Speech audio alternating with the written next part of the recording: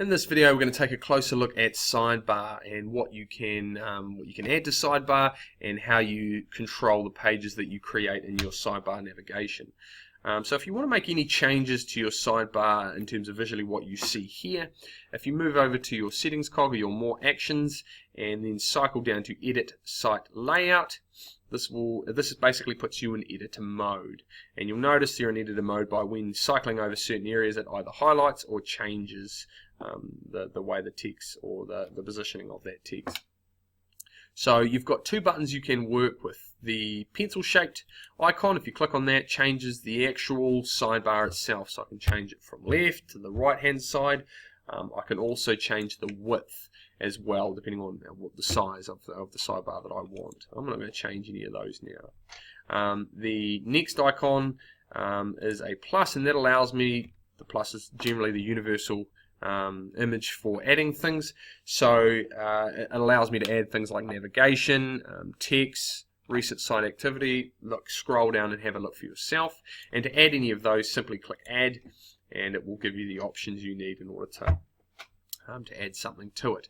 And when you so we've just tried to add a external link, so a text, and if I cycle down it always places itself at the bottom, and if I hover over it I should have an area where I can click and it should open up whatever it is that I've added.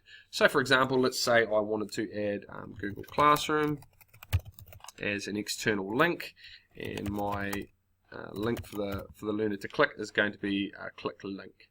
Alright, now at this stage it's nothing more than two words in a box, and it's not going to take them anywhere. So what you need to do is go to the web page that you want to create that into a link, so Google Classroom in this case, and I'm going to copy that URL, and then I'm going to highlight over that.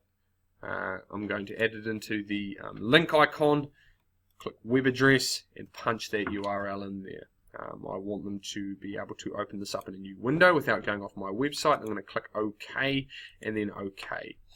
And to better see this, I'm going to click close and take you out of edit mode, and what you'll notice is down the bottom is my Google Classroom and the click link here. So if I click on that, it opens up in a new window and it opens up Google Classroom. And that's a great way to add external links to your website that are always there, always visible, no matter what page they're on. Next, we're going to look at when creating pages, where I can place them. So what you need to think about is when you create a page, where do you want it to sit? We've got here is our main navigational area that I can open and close. Within home I've got my contact details, I've got reading, writing, and let's say I wanted to add another page, and that was art. So I'm going to go across and I'm going to create my page. I'm going to name my page art. I'm going to decide on what template I want, and where I can change is under select a location. So generally by default it'll stick at the top level, but if you want to have a look at the certain areas you can place your page, just click on choose a different location, and from here it allows you to insert that page wherever you want. Now I want it to sit under home, so I'm going to make sure home is selected, and then I'm going to click create. And when my page takes me back to my home page, you'll notice that art has stuck itself under home. So I'm keeping sort of a coordinated area for my pages to sit. Now, for example, let's say I didn't want it to sit under home. I wanted, like my Google Drawings HB example page, let's say it was, I don't know, let's say it was my homework page, and I didn't want it to sit under home. I'm going to create that page. I'm going to call it homework.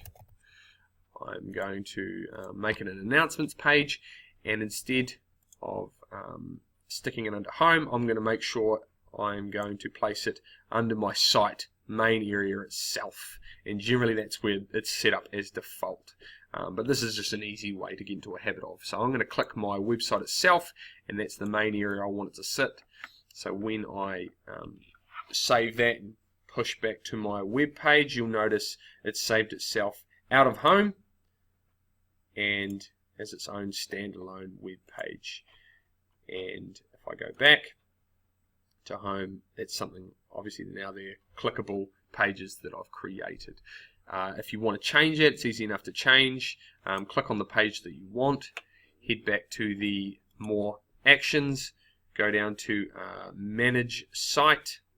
Actually it was move page, and you're going to choose the area that you want it to sit. So you might want it to go back to home. You can click move, and then what you'll notice is that it should pop into home. And that is how you work with sidebar navigation.